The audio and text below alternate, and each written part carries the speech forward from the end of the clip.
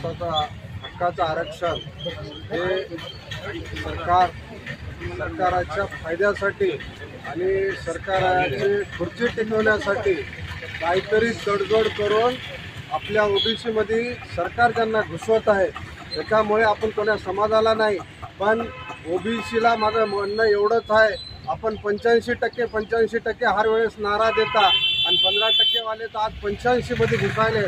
याचं कुठंतरी आपण जाणीव ठेवावं आणि आपल्यालाही जसं संघर्ष त्यानं आपल्याला दाखविलं तसं संघर्ष करण्याची क्षमता आपण या ठिकाणी ठेवावं।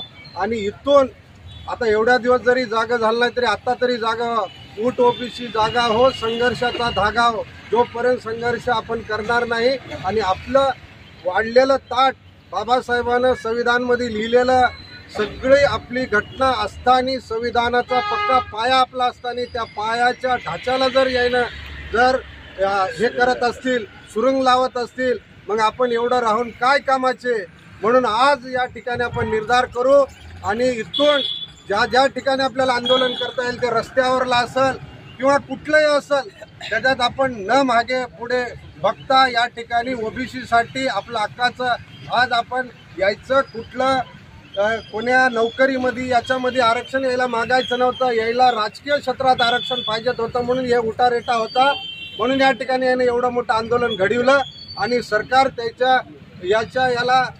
धुंडशाहीला सरकार दबल्या गेलं।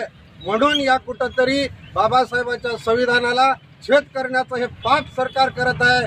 म्हणून या ठिकाणी सर्व बांधवांना मी अशी विनंती करतो की आपण आपल्या हक्कातलं आणि आपल्या ताटातलं जर दुसरं हिसकावून घेत असेल तर त्याच्या कानपडीत घातल्याशिवाय आणि त्याचं आरक्षण आपलं न दिल्याशिवाय आपल्याला सोडायचं नाही, एवढं या ठिकाणी मी बोलतो। आपण संघटित व्हा, म्हणून शेवटी एक ओबीसी लाख ओबीसी म्हणून या ठिकाणी आपण संघर्ष करायचा। एवढं बोलून मी माझे 2 युद्ध संपवितो। जय हिंद, जय महाराष्ट्र।